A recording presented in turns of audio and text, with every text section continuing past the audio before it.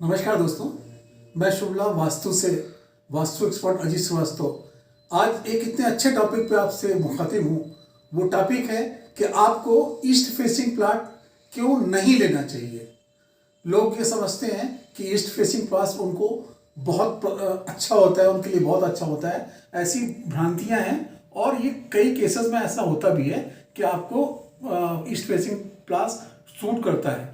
लेकिन अगर आपके पास date of birth, time, place of birth वगैरह नहीं है तो आपको हम एस्ट्रोलॉजी और वास्तु की मदद से ये नहीं बता पाएंगे कि वास्तु कुंडली के हिसाब से आपको कौन सा प्लॉट ईस्ट फेसिंग का सूट करेगा या नहीं करेगा। तो उस केस में आपके पास हम आपको 3 टूल्स देते हैं। नंबर 1 आपकी शारीरिक संरचना, नंबर 2 आपकी मानसिकता और नंबर 3 आपका सामाजिक स्तर। तो ये 3 चीजों को आप अगर सेल्फ असेसमेंट कर पाएंगे, क्योंकि आपको आपसे अच्छा कोई नहीं जानता, तो आपको ये पता चल जाएगा कि आपको ईस्ट फेसिंग प्लॉट क्यों नहीं लेना चाहिए। तो नंबर एक है आपकी शारीरिक संरचना। शारीरिक संरचना में दोस्तों, अगर आप गंजे हैं या आपको ये लगता है कि आपके शरीर में बाल बहुत कम है और गंजापन, वो भी आपका बनावटी गंजापन नहीं जो कि पिक्चरों में बनाया जाता है, या आप उसको डेली हटाते हैं। अगर प्राकृतिक गंजापन है तो आपको ईस्ट फेसिंग मकान नहीं लेना चाहिए, प्लॉट नहीं लेना चाहिए। तो इसी तरीके से आपका प्राकृतिक गंजापन, आपकी दाहिनी आंख की प्रॉब्लम या दाहिने आंख में प्रॉब्लम होना, उसके साथ में आपको हार्ट की कोई भी प्रॉब्लम होना, हार्ट से रिलेटेड ब्लॉकेज है या आपको हार्ट का प्रॉब्लम हो चुका है या हार्ट के प्रॉब्लम होने की वजह जैसे आपको हाई बीपी या डायबिटीज भी एक इसका क्लॉज हो सकता है। तो अगर आप इन चीजों से सफर करते हैं तब भी आपको ईस्ट फेसिंग प्लॉट नहीं लेना चाहिए।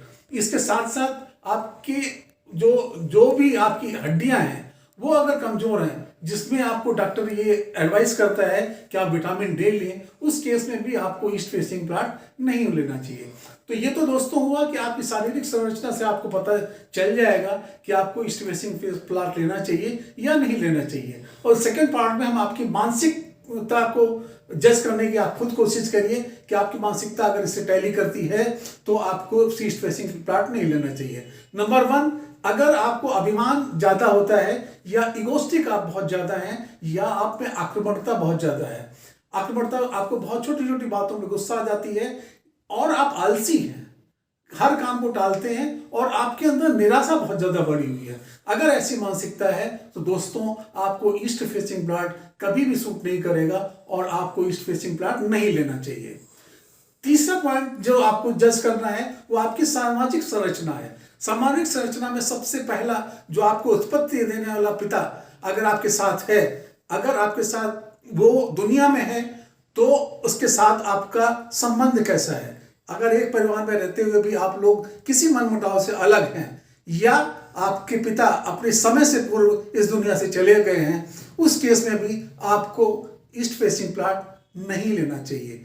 और एक लास्ट मैं आपको और चीज बता देता हूं, अगर आप नौकरी करते हैं और आपका अपने बॉस से बिल्कुल भी पट्टी नहीं है या आप अपने बॉस को कभी भी बेयर नहीं कर सकते या आपके दिमाग में हमेशा रहता है कि मेरा कोई बॉस नहीं है, उस केस में भी आपको ईस्ट फेसिंग प्लॉट नहीं लेना चाहिए। या आप बिजनेस करते हैं और आपका कोई भी काम सरकारी डिपार्टमेंट में नहीं होता है, चाहे वो टेंडर लेना हो, कोई चीज परचेज करना हो या ऐसी कोई भी चीज, तो इस केस में भी आपको ईस्ट फेसिंग प्लॉट नहीं लेना चाहिए। इस टॉपिक पे हमने आज इसलिए डिस्कशन किया क्योंकि आपको बहुत लोगों को ये पता नहीं होता है कि उनका date of birth, time, place of birth नहीं है। इस केस में वास्तु कुंडली उनका कोई मदद नहीं कर सकती। अगर आपके पास ये चीजें हैं तो आप हमसे वास्तु कुंडली जरूर बनवा सकते हैं, जिसमें हम आपको बताएंगे कि आपको कौन सी दिशा एक्चुअल में सूट करती है और कौन से नहीं सूट करती है।